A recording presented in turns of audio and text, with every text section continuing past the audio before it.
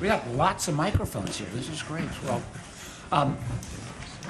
who all's here from? My name is Mark Warner, by the way, and I'm grateful that everybody's here. Don and I are putting this roundtable together because, obviously, an extraordinarily serious issue. I want to, first of all, where's our friends from Virginia Tech?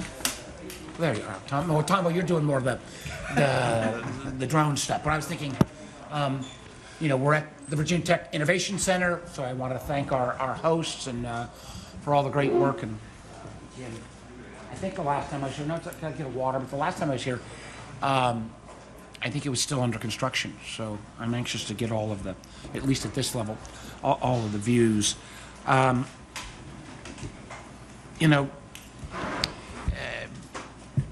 We're here for a reason that unfortunately I think some of us potentially saw coming, as those of us who've raised concerns for years about overcrowding at DCA. Not saying there was relationship to this particular tragedy, but on January 29th, 67 lives were lost, and I particularly appreciate Mr. Collins being here so that he can reflect on the sense of the families, and I'm sure the personal loss that you all still feel every day. The challenge that we all know is that air traffic in the greater Washington area is extraordinarily crowded. It gets, pardon me? Can you speak up? It's really Okay. Usually that's not my problem. But on this one, this is for the media, right? The microphone's for the media, that one is for. Oh. Okay. This is, hello? That doesn't sound louder. Hello? All right. They're the same. They're the same. Okay. I'm going to speak up louder. Normally I'm not charged with that cause, but welcome everybody again. And if you didn't hear, I wanted to thank Virginia Tech, but I also particularly wanted to thank Mr. Collins, representative of the families, 67 lives cruelly lost on the night of January 29th. I can still very vividly remember I was coming from an event in D.C. Like Don, we both live in Old Town, and I was driving by the airport as we just saw a massive amount of red lights rushing to the airport. And I do want to, again, thank the first responders from that night, because we had a lot of jurisdictions with Maryland, D.C., the feds, local police departments, others. All those divisions disappeared that night. And Don and I you may have got there that night. I came, I think we were both back again like at 7 o'clock the next morning when we realized the extent of the tragedy. What we've got to figure out is, and have the mindset, frankly, of never again. We know this airspace is crowded. There are 13 million, Jack, I think, enplanements every year, DC and Dulles combined, and that doesn't even count what's going on at BWI, and with Tombo and others here. That's even before we think about some of the additional unmanned traffic that is going to be in all of our airspace. So what I want to hear from the experts around the table, and I'm glad that my friend Adam Eben from the state is here, and Kanak and others from the city of Alexandria are here, folks from city of Alexandria, city of county of Arlington are here. What can we do? We have put on the Senate side legislation in. There's a bill that I've got with Senator Cantwell that looks at all the component parts. Senator Cruz has got another bill. I think that's frankly good in terms of different alternatives. But we've got to make sure we have the force to bring legislation to bear to become law. Part of this is not related to the legislation, but it does worry me with the kind of level of cuts that are being made by this administration to the federal government and to the workforce, how we're going to get the personnel in terms of FAA, air traffic controllers, and others whose really job is the front line of keeping us safe. And when I get to those comments, I hope you'll speak a little bit about the ability to still recruit talent. On a separate subject, we've spent years building some great new veterans healthcare facilities in Virginia, one in Spotsylvania, one in Chesapeake. They're only a third staffed at this point because how many people are going to want to go work at the VA if you're under the threat of constant firing? So how we do recruitment in terms of air traffic control and FAA is extraordinarily important. But I don't want to go on too long. I've got lots of details on the legislation that we've got involved, and Nicholas from my staff is here with a lot of great details. But with that, why don't I turn it over to my friend Don Beyer. We'll go from me to Don to Adam, and then I'd like everybody else to go around and introduce themselves and give a short presentation on your views here, and then let's get a conversation going. Don? Senator, thank you very much. I should also acknowledge him. He is my congressman, and we do have a bit of a distinction on a slightly lighter note. I think I beat him by about 3 blocks. So many of the men and women we work with, you have got to fly in and out of this airport and Dulles every week to go home, and it's one of the reasons why there may be more congressional interference on these airports. Don and I have the distinctions, and I think we actually beat Eleanor Holmes Norton, the D.C. representative. We live closer to the Capitol than all other 535 members of Congress, House, and Senate combined. So exactly. If there's no traffic at the airport, I can get home in 13 minutes. Yeah. Which is a good thing. Well, I'm so glad Secretary Hegseth let you come this morning. So, a threat to our national security. Good stuff. I'm thrilled to be here, and I'm very honored to share a stage with my dear friend. We've been friends before we were married, and now we have grandchildren. Yeah. I spent one of the best years of my life working on the potential presidential campaign of the most popular governor in Virginia history, which turned out to be better in chair of the Intel Committee and all kinds of good stuff. But yeah, you're one of my heroes and a dear friend. And thank all of you for being here. This is we're Democrats, but this is very much not a partisan issue. It's a shared responsibility that transcends party lines, geography, technology. And every time we board a plane, we have to trust that we built a system that's going to get us there. So we want to thank all the engineers, the mechanics, the air traffic controllers, the flight crews, safety inspectors, even Jack Potter, for taking us this long. And we've seen real progress. The Commercial Aviation Safety Team, CAST, has helped reduce fixed-wing commercial aviation fatalities by over 80% through data-driven collaborative initiatives. I think one of the reasons why the crash was so upsetting was because it had been so long since we'd had one. Yeah. We'd forgotten what it was like. But the work's never done. And Matt, thank you so much. Just to have a representative of the families and the victims here tonight, this morning, is very, very important.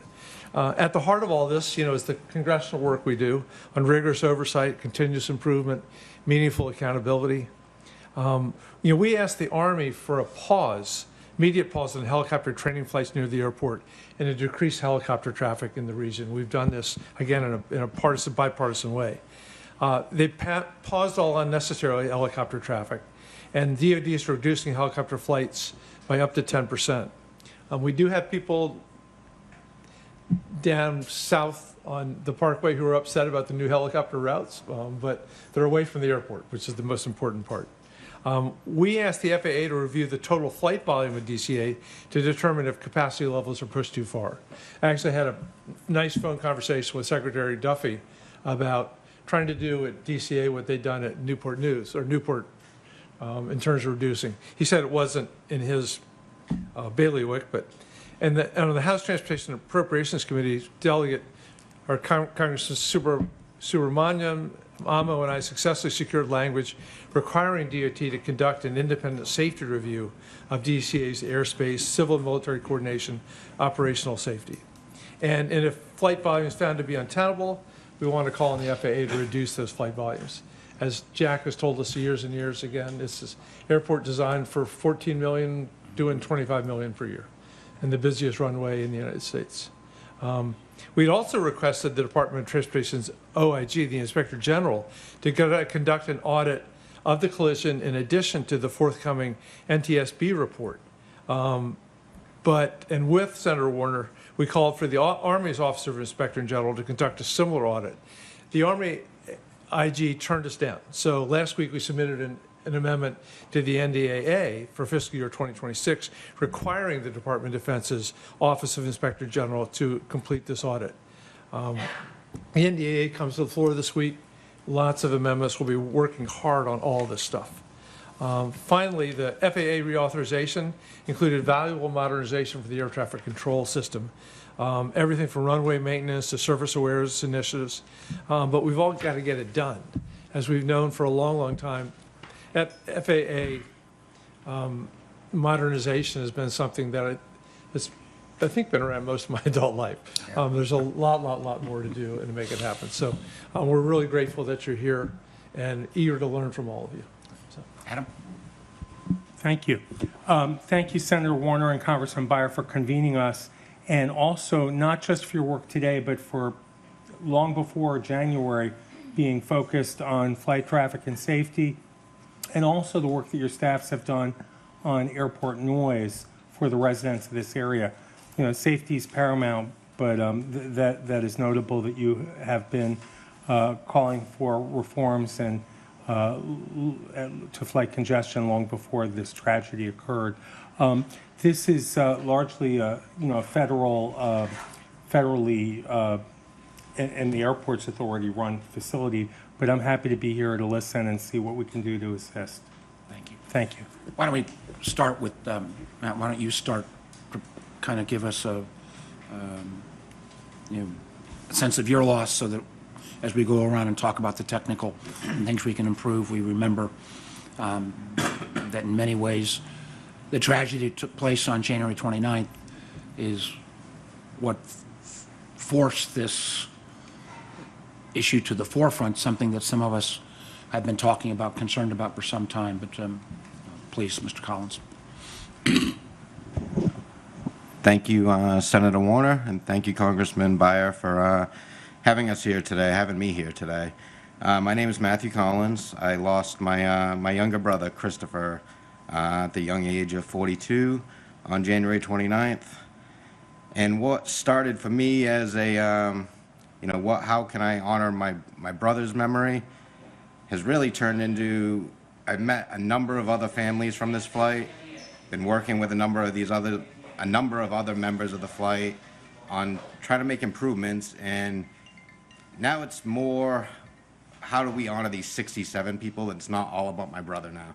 It's how do we honor these 67 people, and how do we prevent something like this from ever happening again? And I'm not going away. We're not going away. We want to see change, and you're going to keep seeing us until change starts happening. But thank you, Senator Warner, for convening this today and inviting me to be here. Thank you. I would say this, it's, and Don and I at the federal level and Adam at the state level, we're committed to having that honor. We had an amendment in the bill that I was not too happy about that came within one vote that would have, one, restored some of the, candidly, I think, terribly ill-advised funding cuts to MWA that were slipped into a bill in terms of trying to, in a sense, double the rent that Airports Authority pay to the federal government, and would have restored that, and part of those dollars would have gone to a permanent memorial to the victims of Flight 5342. So why don't we start over here, and Carlos, and we'll end up with you, Jack, because, or maybe, maybe we ought to start with you, because you set the stage overall. Okay, so I'm Jack Potter, the CEO of the Metropolitan Washington Airports Authority, so I have Reagan and Dulles airports under my jurisdiction. We're federally owned airports. Let me just start out by saying, I've expressed it to Matt, that I'm very, very sorry for your loss and, all the families who've lost and loved ones, families and friends. That's what this is all about. Our hearts reach out to you, and We were all there that night, and I tell you, it was a very, very tragic night, something we all have to work very hard to make sure is never repeated again, and I think we're all committed to that. I would say that we at the Airports Authority are part of the NTSB investigation, so I can't comment on anything specific to that. Prior to the Airports Authority, I was the Postmaster General for 10 years, and so I've been at the Airports Authority for about 15 years. The safety at the airports is paramount. It's our top priority. We work very hard to do our part at the airport, whether it's runway safety and movement of traffic on the ground at the airport. And I will just say I want to thank both you, Congressman Beyer, Senator Warner, for all of your actions and the actions on the part of everyone on Capitol Hill that are trying to address this issue. I would comment that it was a real surprise to me that night, suddenly next to me was Secretary Duffy, who was on the spot, his second day on the job, had great conversation with him, and he has truly been a champion going forward, as well as you both have been, and you know, the delegates from this area, all of our representatives, to address the modernization of air traffic control. It's something, as you, Congressman Beyer, said, has been around for years, but I really feel that the momentum is there. Unfortunately, it was driven by this accident, but the momentum is there, and hats off to Secretary Duffy, because he truly is championing that, and it's something that's been long, long overdue, and you know, I can't say enough about the need for that. It starts with that, and then, as you said, Senator Warner, you know, I look at what's happened here at Reagan National, a very, very congested airspace in general, just with commercial aviation, but on top of it with all of the, you know, aircraft movement that are associated with the federal government. And it's just a microcosm of what's coming, because when you think about some of the new technologies, the drones, the eVTOLs, the ability to move aircraft, smaller aircraft in a congested airspace, it's critically important that we we modernize our air traffic control. Very, very complicated. Who owns what, you know, is going to be a problem. Local jurisdictions own airspace up to 400 feet, except around the airports, right? And so how we manage that airspace going forward, and what we do today to fix today's problems and modernize it, but also in the process of modernizing, think about what the future is going to be, and making sure that what's designed today works today and gets us up to where we need to be, but anticipates where we're going. So really appreciate you having this you know, little conference here, but more importantly, it's what happens going forward throughout the whole industry to make sure that we're modernizing aircraft, we're modernizing, you know, the technology, communication technology between aircraft, and we're modernizing this airspace, so we never have to sit here and talk about this again. So thank you for being here today. And I would hope as people go around, that if you've, because I want to make sure that we've got enough time that we actually have the conversations, so that if you could, you know, if you say, you know, here are a couple things that we think specifically would move us forward, that would be great. Tom? Okay, thank you. I'm also with the Metropolitan Washington Airports Authority. My name is Tom Beatty. I am Executive Vice President and Chief Operations Officer. And overall responsibility for Reagan National, Dulles International, our Office of Public Safety, which is police, fire, and our 911 system, our strategy and operation, and what I'll call other related functions. Proud to say that I've been with the Airport Authority for 28 years, and my experience has run the gamut from aviation safety from an operational standpoint, but also from a compliance standpoint, and that follows FAA Part 139. Typical type projects, anywhere from the planning to design construction, but just to name a few, I think maybe some of you are aware of the recent runway rehabilitation we just completed over here at National Airport over a year ago. But that also includes everything from geometric improvements to environmental concerns to lights, signs, markings, everything that we're talking about today, just the overall of the safety of the airport. The other aspect I like to also say is that, that's the physical aspect of what we do, but there's also the other aspect, also under FAA Part 139, and that's the safety management system. I know that we are very embedded in that, and our team is. And the safety management system is a new program following those requirements, focused on promoting a safety culture and really focusing on prevention rather than reaction to incidents. So with that, thank you for the opportunity. Happy to be part of the conversation today. Hi, good morning, everybody. My name is Dan Hamilton. I'm the NACA Program Management Organization Rep. First off, for Mr. Collins, for your family and all the families involved, we express our deepest condolences for the tragic event that took place. For Senator Warner and Congressman Beyer, thank you very much for your ongoing support, especially with FAA reauthorization.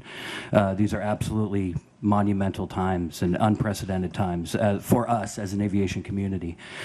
Just to kind of echo Mr. Beatty, one of the best things that we can do as a safety culture and safety community is to encourage that safety culture that Tom mentioned.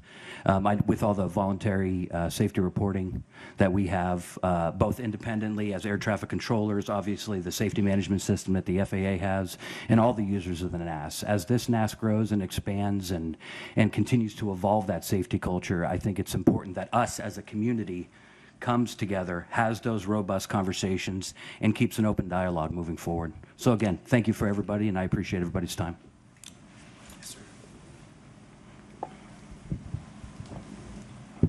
Hey, good morning, everyone. My name's Tom Bo Jones. I'm the director of the FAA-designated UAS test site in Virginia, which Senator Warner helped stand up coming out of the 2012 FAA Reauthorization Act.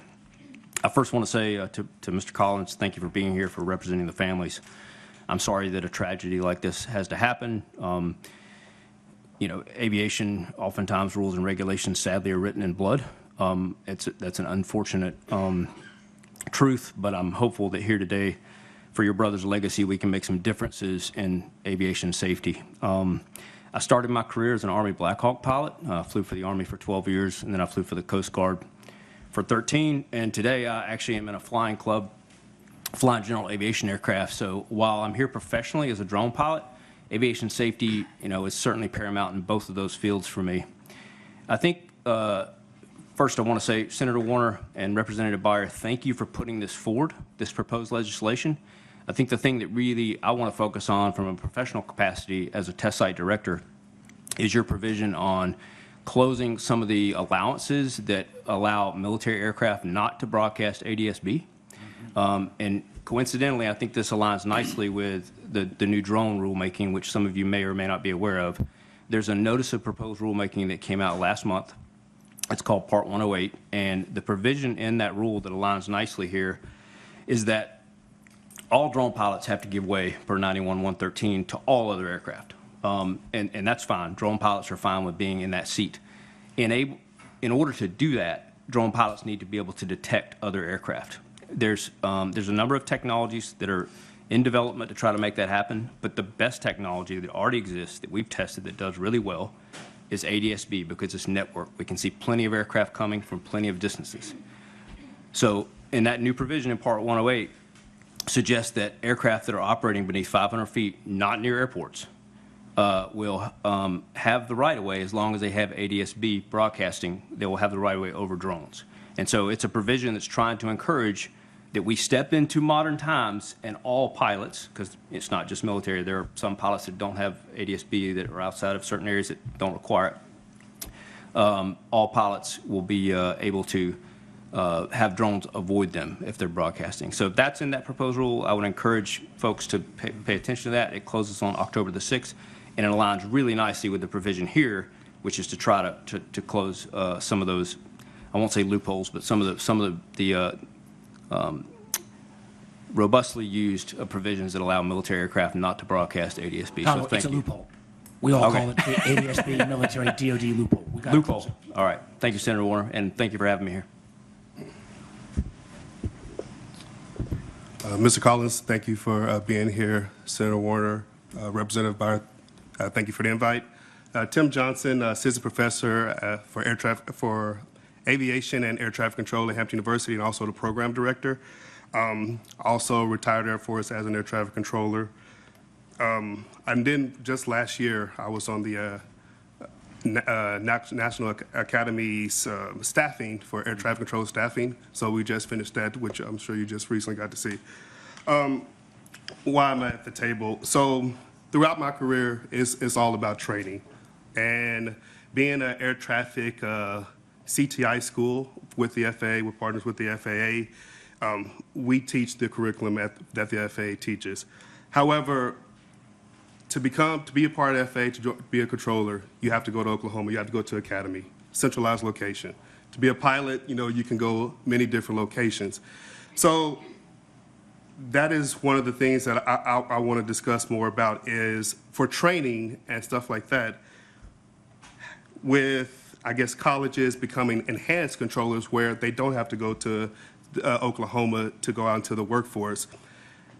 The burden is still on those universities instead of, finding funding and grants to get simulators become enhanced that they have at Oklahoma. So that's one of the things that, if we're going to get more people out into the workforce for that training to get all that, we need more people there. And right now, Oklahoma, it's just not enough. So for more colleges to become enhanced, let's get that funding that the same, pilot simulators and things of that can also have.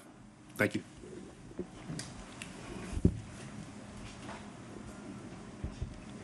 Good morning. I'm Kent Lewis. I'm the flight safety manager at Hampton University. And first, Mr. Collins, I'd like to thank you for being here and being the voice for the families and friends of the flight that evening.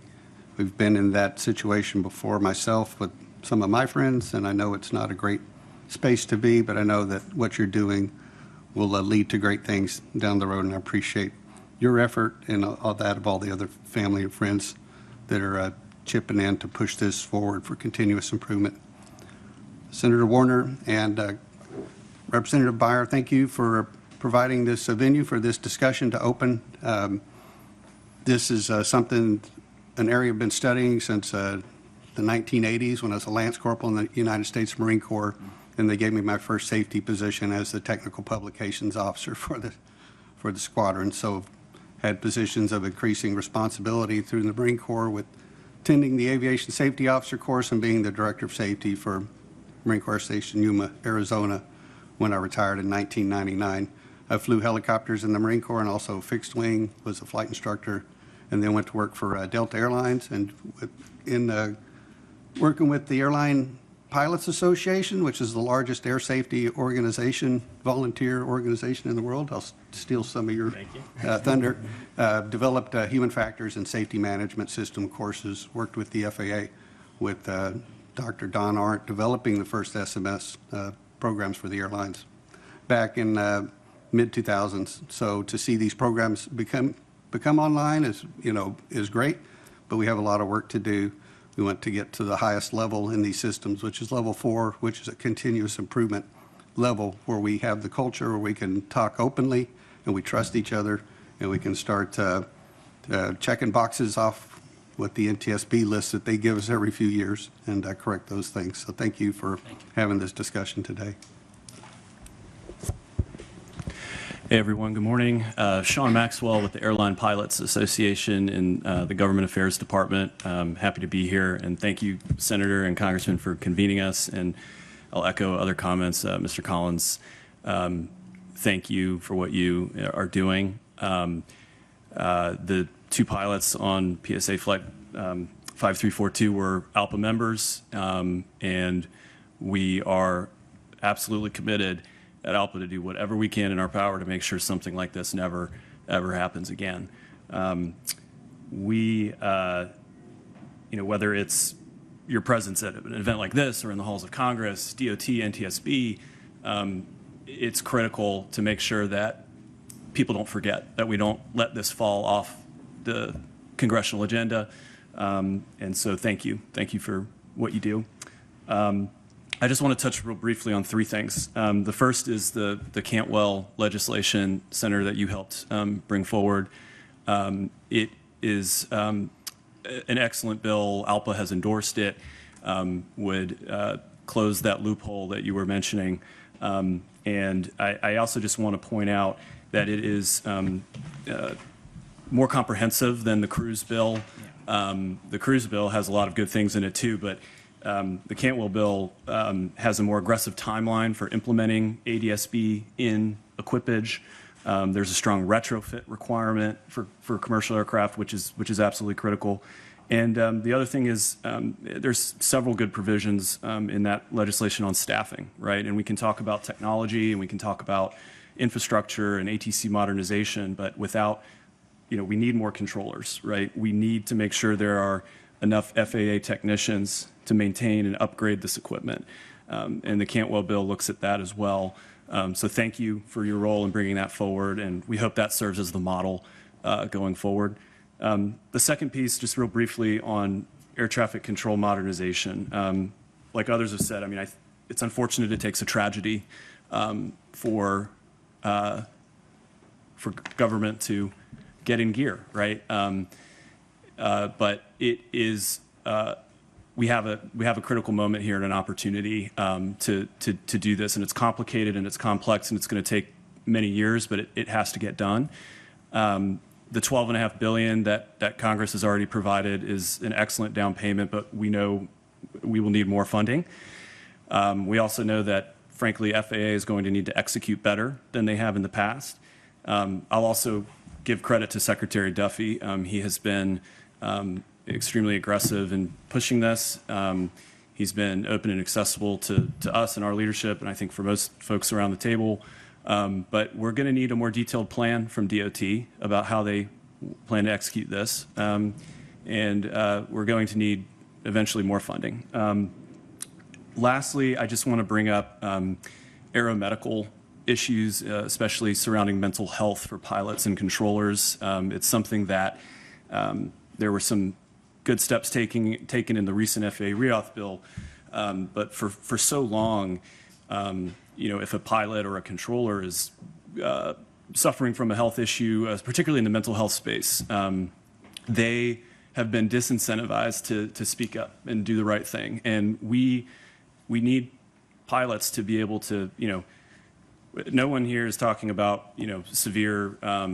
a severe illness or mental condition. Obviously, if you are going to be entrusted to fly an aircraft or to control and separate airplanes, there are going to be disqualifying medical conditions, and that's appropriate. But we're talking about things like stress, anxiety, depression, maybe it's a marital issue or going through a loss of a family member. These are things that people go through, and pilots and controllers have been, for far too long, they have to jeopardize their career when they raise their hand and say, hey, I need help. So there is legislation. It's called the Mental Health in Aviation Act. It is bipartisan. It's actually already passed the House Transportation Committee. It would require FAA to implement a number of consensus recommendations from an expert panel that the FAA convened to look at this process to make sure that pilots and controllers, when they submit their medical documentation and they're cleared by their doctors, that it won't take 6 or 12 or 18 months for them to get cleared to go back to their careers. It's also authorizes some additional funding and staffing at FAA to make sure they have the medical expertise they need. So I believe Senator Duckworth and Senator Hoeven are planning to introduce companion legislation in the Senate. I just wanted to flag that as well. Thank you again for convening us, and looking forward to the discussion. Thank you, Senator Warner, Congressman Beyer, for convening this roundtable. My name is Stephen Shems. I'm the Government Affairs Director for the Association of Flight Attendants. We represent flight attendants at 20 airlines, 50,000 members nationwide. To Mr. Collins, we also represented the flight attendants on the PSA flight. So our futures are entwined forever, and we will work with you to make sure that we never forget the tragedies that occurred and that we make the fixes that are necessary.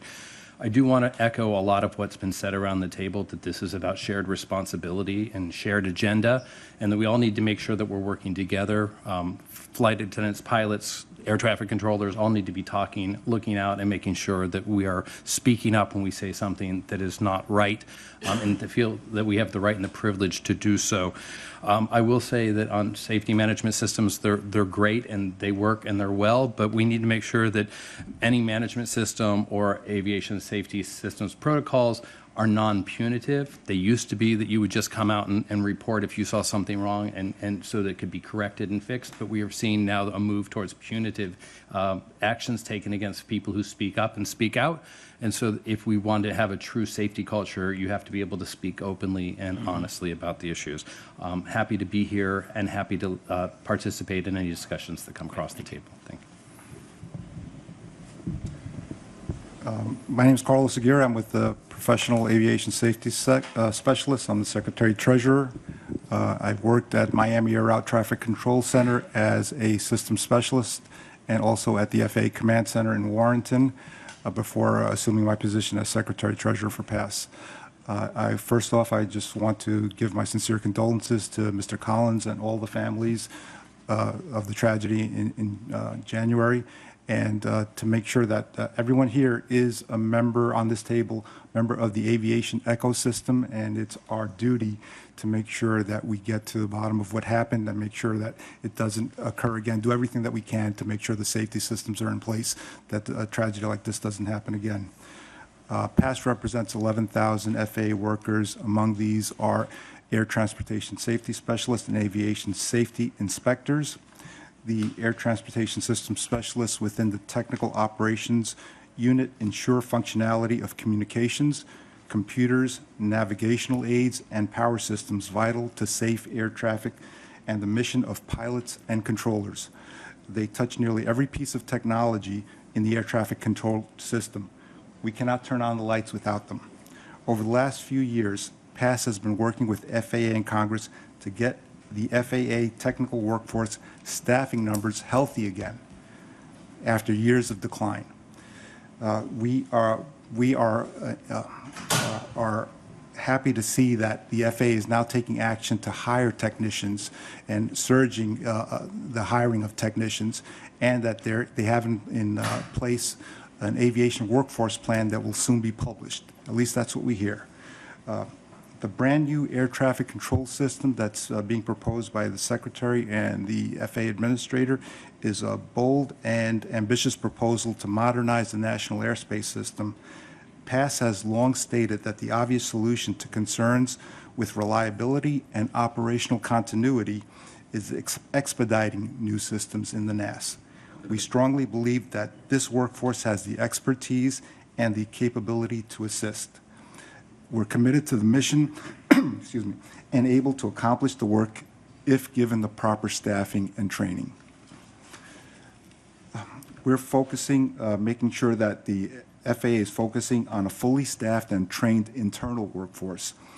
The FAA strengthens long-term resiliency of the NAS by doing so. And we welcome the introduction of the Senate Bill 1985. We support any proposal to add opportunities to improve and strengthen safety management systems. SMS is a core component of predictive and proactive modeling initiatives in aviation, and we're always in support of any bills that would enhance aviation safety. Thank you for having me here. Well, thank you, everyone. I want to make sure we get really into the heart of this. First of all, just a couple quick comments, Sean. What you say about mental health resonates with me. One of the things that I recall as governor was our National Guard units who were constantly deployed to Iraq and Afghanistan, and there was a huge reluctance to acknowledge mental health issues. And I think in the military, some of that has been removed, but it resonates with me. I want to take a look at that legislation in terms of air traffic controllers, pilots, flight attendants, others, really makes some sense.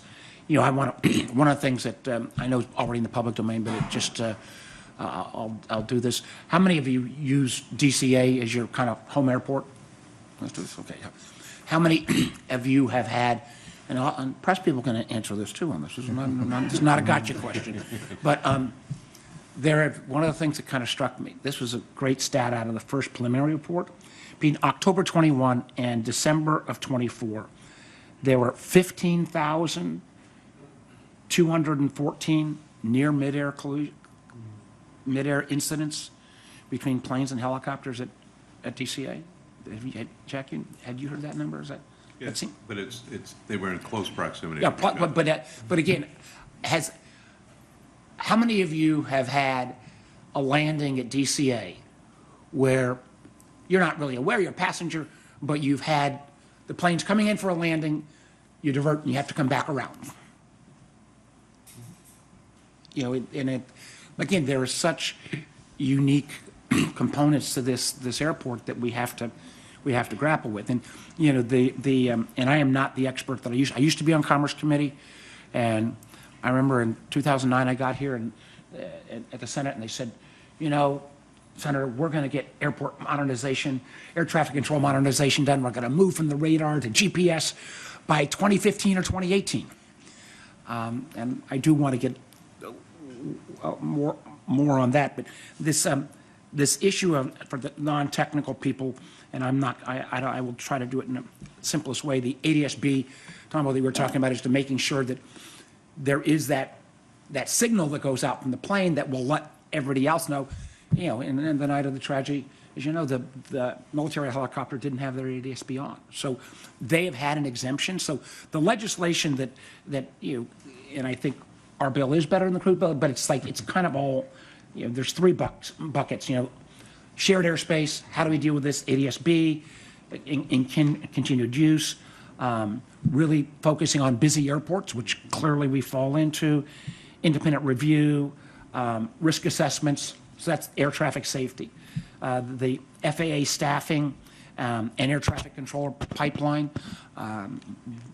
When I was first running for senator, the single best lobbying moment that ever took place was one of your former colleagues, Paul Rinaldi, who was head of the air traffic controller system, and he got me at some event, and I got 20 minutes with him, and he literally scared the hell out of me about if we don't put more people in the air traffic control system and how we were still building back, and literally the stress. And I've worked with air traffic controllers, have huge respect for you guys, but we need more. We need more on the FAA side, and one of my first questions is going to be, you know, with the kind of attack, you know, across the board on, you know, governmental service, has that kind of atmospheric slowed recruitment, or do we have a healthy pipeline? I want to get to that. That'll be the first out of the box, and then obviously the unique aspects of sharing information between DoD and FAA and all of the you know, the civilian. But why don't we start with, is the pipeline pretty good in terms of people interested? And John, what else do you want to raise on the opening question? Just piling on to that is, since we've talked about how modernizing air traffic control has been around for a long time, what's different now that's going to actually make it happen? Yeah. Why? I'm going to wait for that for the second bucket, but like that, because that's the really that's the. Okay. Yeah, so as far as the current, let's say, hiring rate, I mean, I don't have that information directly, but the last that I heard, that there is a healthy pipeline.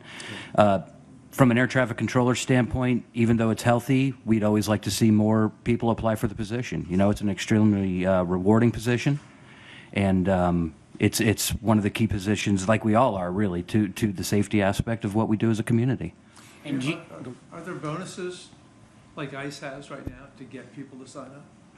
I am not personally aware of any bonuses. I would have to look into that and get back to you. And do you have a view? You know, what Mr. Johnson said. I see the value of everybody going through the same system in Oklahoma City on one level, but I also see that does make. Do you guys have a view on a more dispersed network on the training process, or should you start at Oklahoma City and then be able to enhance your skills elsewhere? Do you guys? So there have been a number of colleges that have been accredited for it's like the CTI program, as you mentioned, and you know, anything like that from a collegiate level to the from a collegiate level, they would assist basically the training that goes on in Oklahoma City. So with the increase in staffing that's needed for air traffic, we welcome absolutely everything and support it 100%. What about that? FAA? So for the technical workforce, the FAA has come out with a Gateways internship program for technicians. It's a new program where students can, they go to school for a semester and then they work for the FAA as assisting as an intern. Our technicians, they learn about safety management systems, they learn about routine maintenance, and we're encouraged by the people that are able to then stay on after they graduate, they get their degree, and they continue on. They'll be offered a position if they choose to accept it, and if the FAA thinks that they would be a good fit. So that Gateway internships program, I think, can be expanded and go out to more vocational schools, more technical colleges, and get the word out on it so that the pipeline can So be. you feel, both of you feel the pipe, because I mean, again, we both have spent a lot of time on other areas like the VA and others where they're having a real problem with the pipeline, but you've not seen any drop off yet. Mr. Johnson?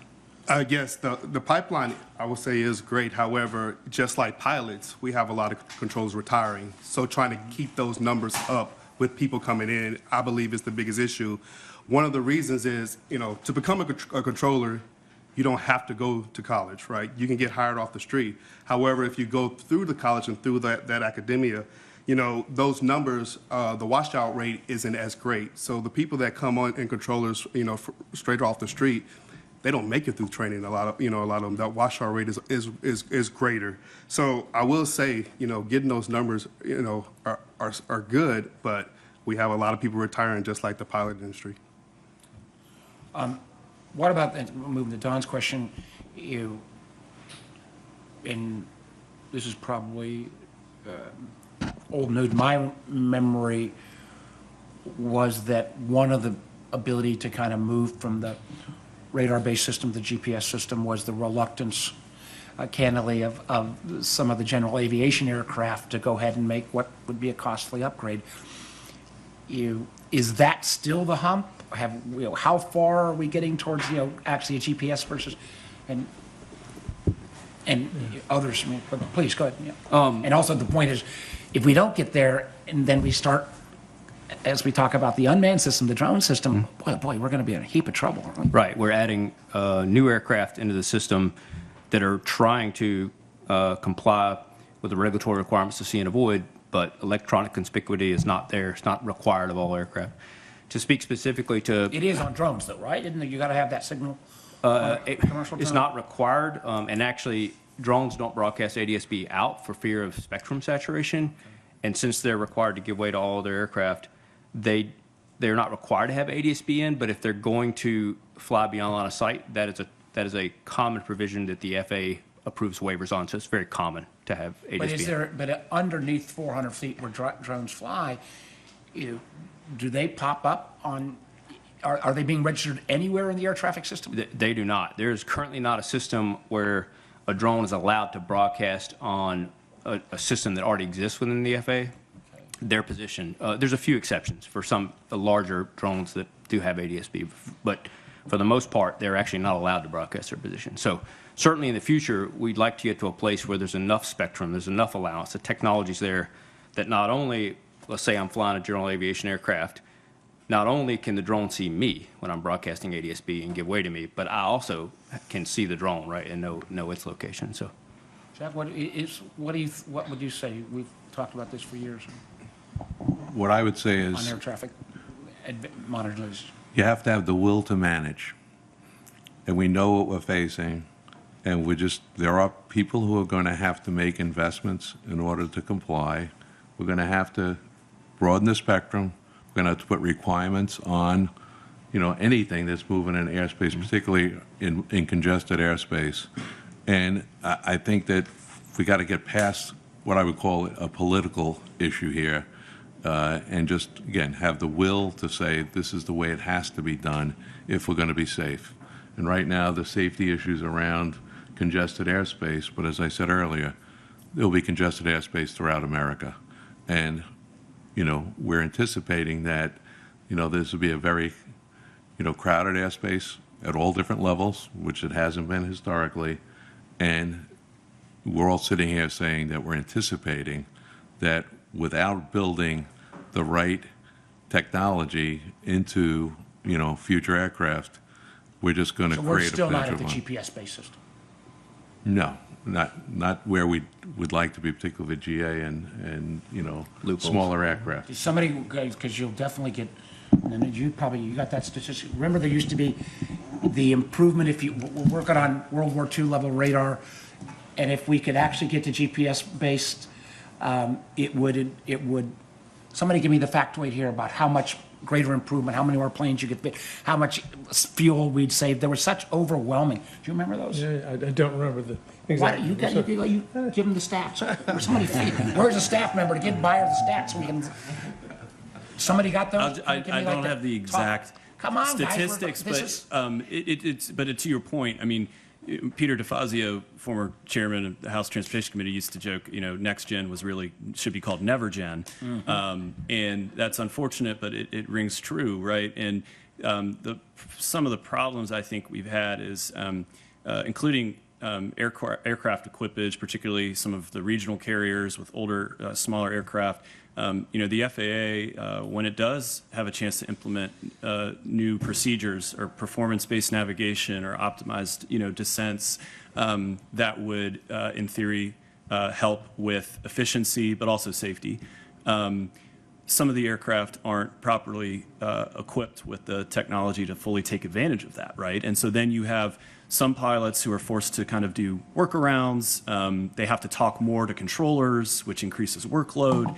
And so the aircraft equipage piece is certainly a part of it. And the other thing that's challenging, right, is, the ATC system, I mean, it's really a system of systems. And you can't just plug and play. You can't just take something out, make upgrades, put it back in. You have to run it continuously. And so the ability to do this is going to be contingent on, obviously, the political will and the management at FAA, but also, frankly, I go back to the funding. And I know, and I get why a lot of members of Congress are perhaps hesitant to give FAA a significant amount of funding.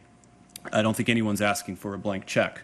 And that's why we need detailed plans from the FAA and DOT to get But this is there done. not even a requirement that for all new aircraft, whether general aviation or commercial, that they still don't have that requirement on a going forward basis? So the requirement Yeah, doesn't necessarily pertain to the aircraft. It more pertains to the airspace that the aircraft is flying in.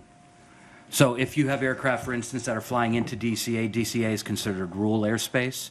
So technically speaking, you have to be ADS-B equipped to enter that airspace. There are a few minor exceptions. An aircraft that doesn't have an alternator on board, such as a really old aircraft, can ask for permission to enter. And it doesn't have to have a transponder. But the notion of having your system still relying on radar versus GPS, there is no requirement that new general aviation aircraft have that built in now if you're buying a new airplane. Not to just buy it. You can fly in Class G airspace.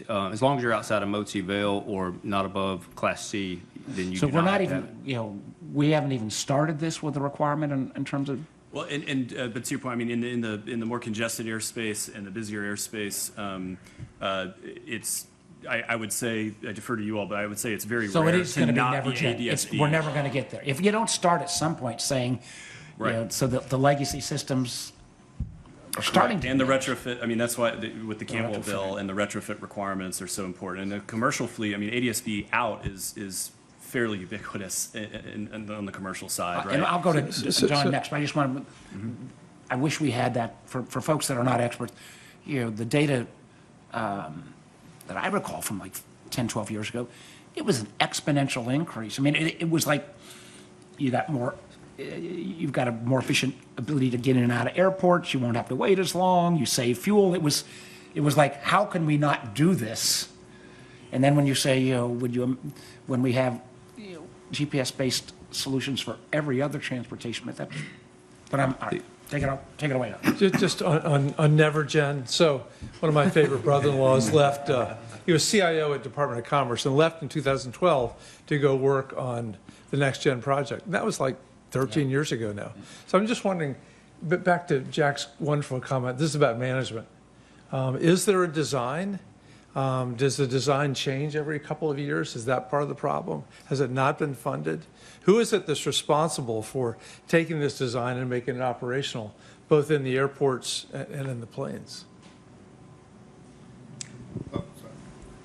I mean, it does come from the top, but however, one of the main reasons that a lot of things get squashed is, you know, those controllers they're you know, in the seats controlling, they have to get trained on that stuff, but there's no one to replace them. So it was more on just the numbers, staffing. You know, I think the overall when we did the study was at 60 to 68% or something. So you have those, you're just not able to train on the new stuff. That's one of the main reasons. But it's not a case, is it accurate to say that it's not a case that the technology is changing that much, that you're still, the GPS system still is, you know, just starts with a fundamental different baseline than a radar-based system, right? Yes.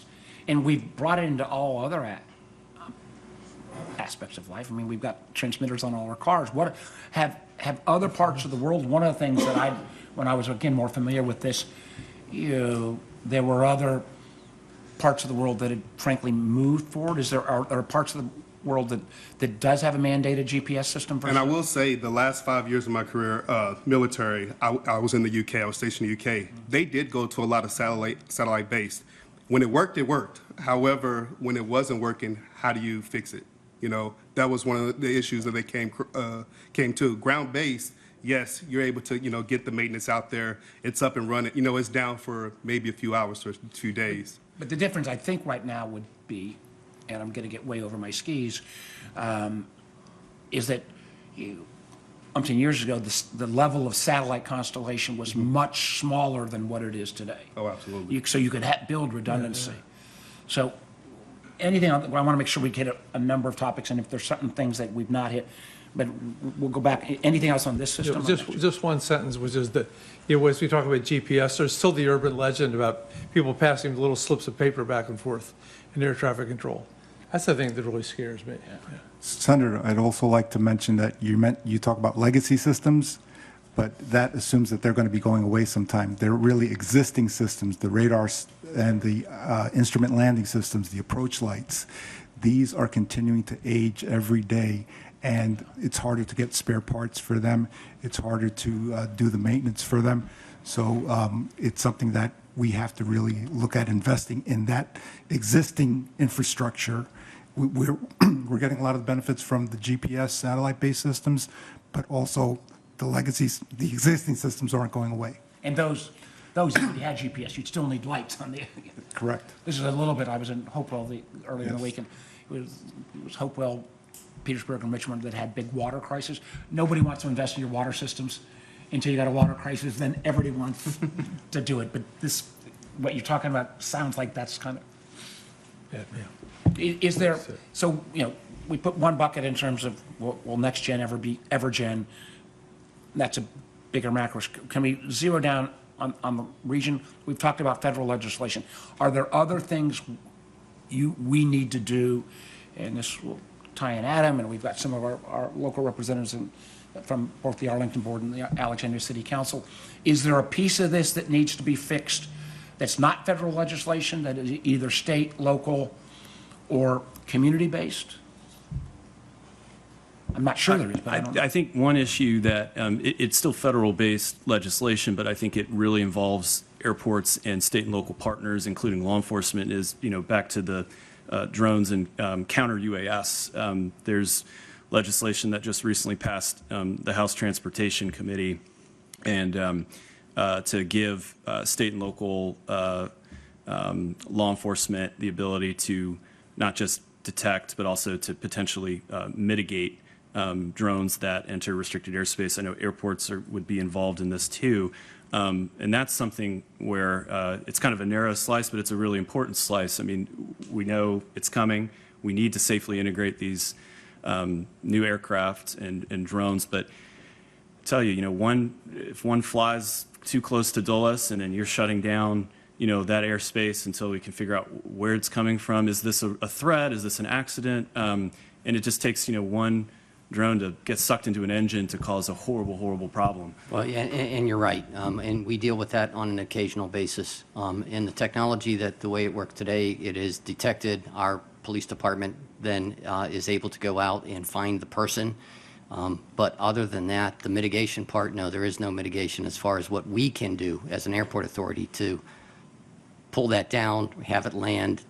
We're not able to do that at this point. And let me just, for those of you who don't, we haven't had a lot of that up here, but some of you may remember, like a year ago, there were reports of all these drone swarms around New Jersey.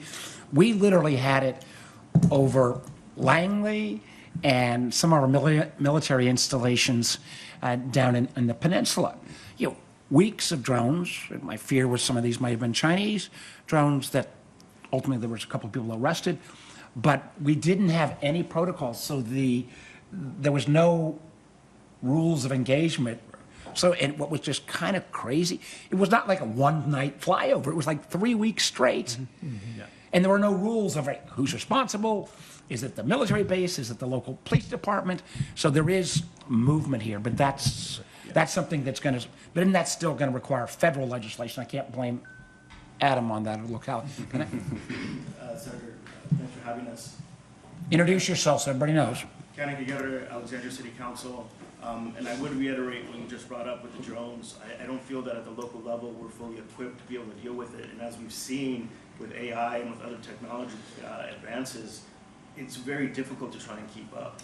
So I would definitely be looking to State Senator Eben to work together for the local and state initiatives, because we look at Amazon, we look at other delivery groups, they've already been test modeling this, right? How we take drones to deliver things, and then that just adds on to people's personal uses, and then people that are using it for nefarious reasons, and we have to be able to react.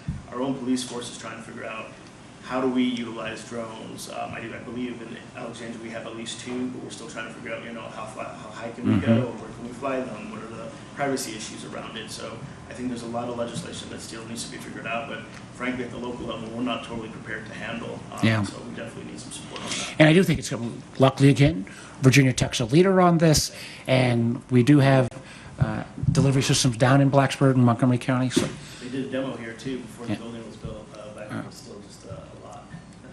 Great. I'd like to share just along those terms, not to get us too far off track, but remote ID was a regulatory requirement that came out that requires all drones as of 2 years ago to broadcast basically license plate information. It is not perfect by any means, and we were actually just asked by the FAA to reevaluate and develop a test method so that to try to improve or to ensure that the remote ID broadcast on these drones is actually doing what it's supposed to do. And so there's a recognition that there's certainly a shortcoming in being able to, law enforcement entities or anyone being able to detect the presence of a drone and then know who's flying it and which drone it is, which is a great step in the right direction. So this technology just needs improvement. I know we're kind of, I'm getting the hook already, but we're winding down a little bit. But we've asked most of the questions. You guys are more the experts, and other folks in the audience. Is there something you want us to hear that's not been raised yet? Please. One of the things we have right here in the great state of Virginia is NASA Langley Research Center. So I was hoping, it would be nice if they'd have been here today.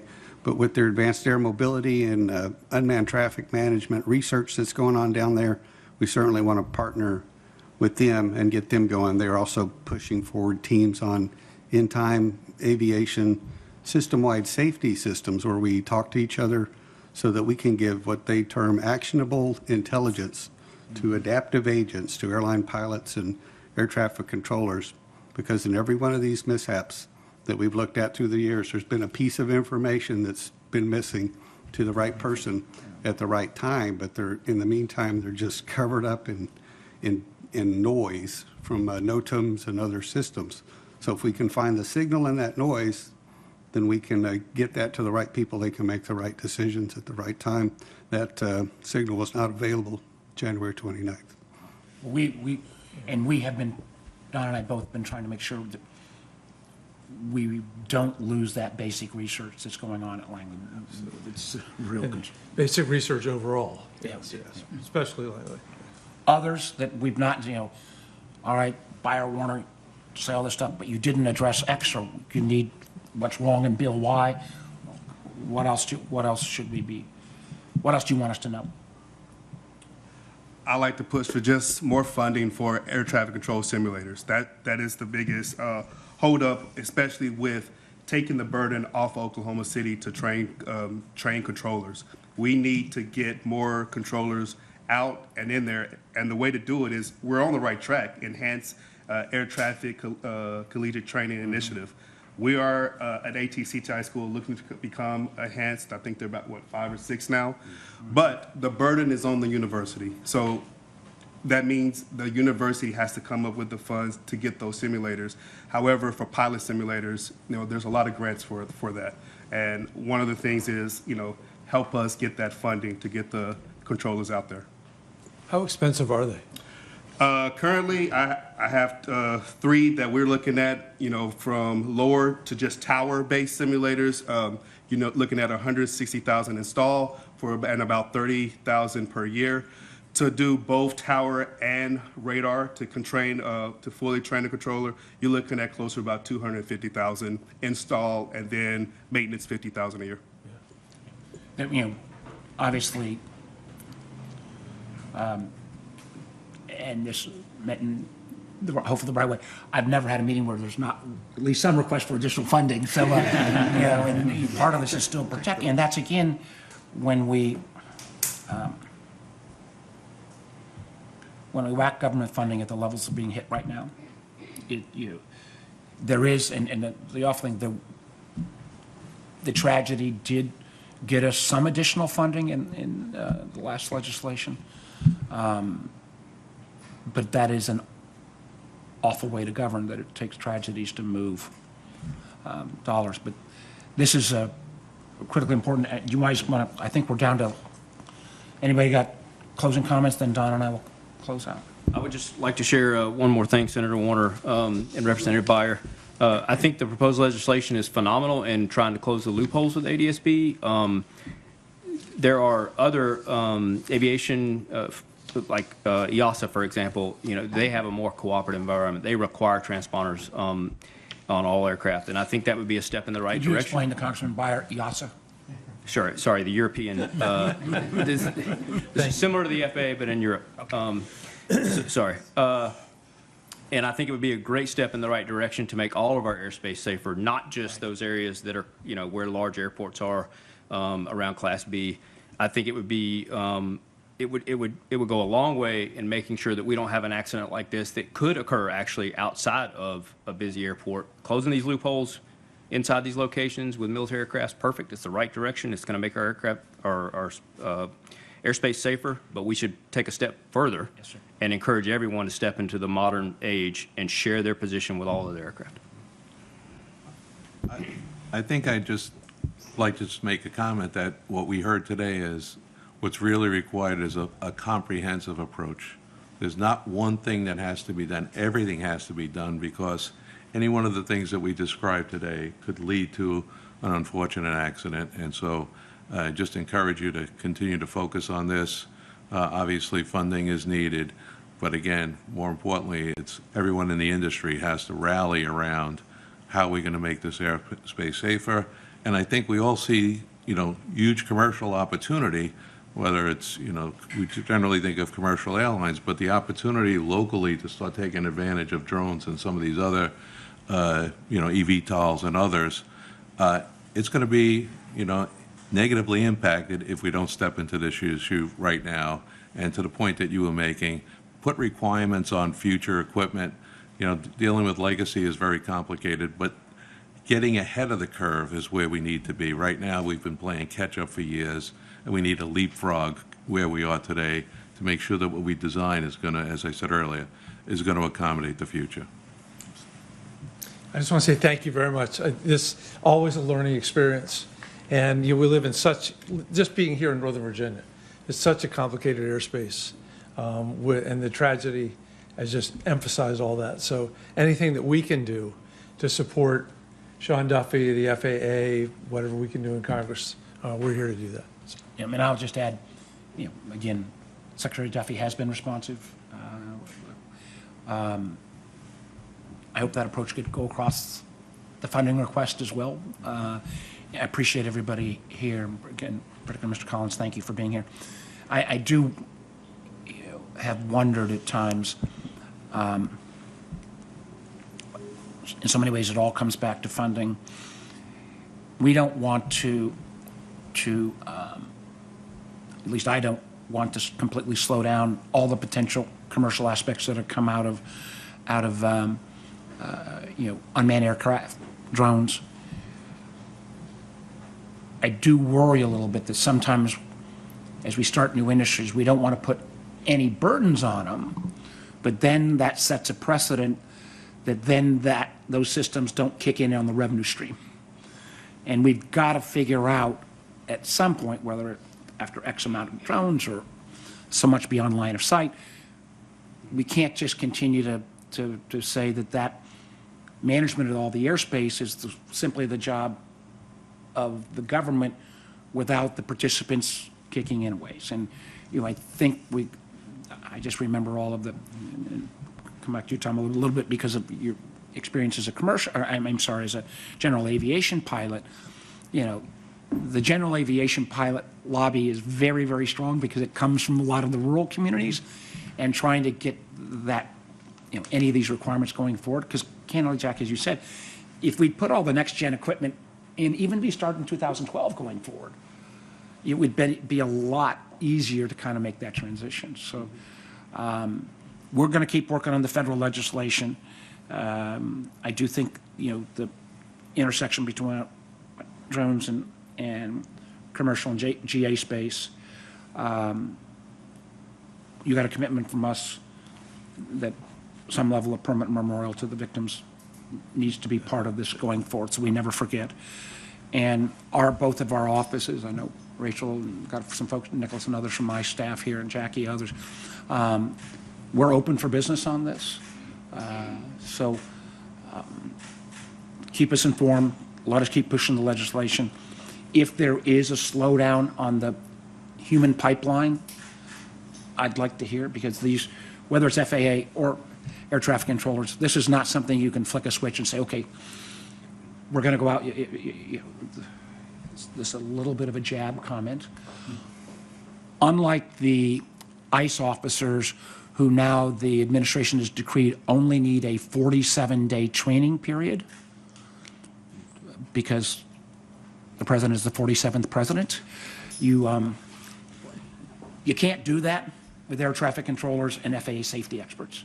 If you shorten the training period, you're not going to get the safety level we need. So this is something we have to work on at some length. So appreciate everybody. Again, thank you to Virginia Tech and for our audience for being here, and our friends from the press. And we stand adjourned until next session. Thank you.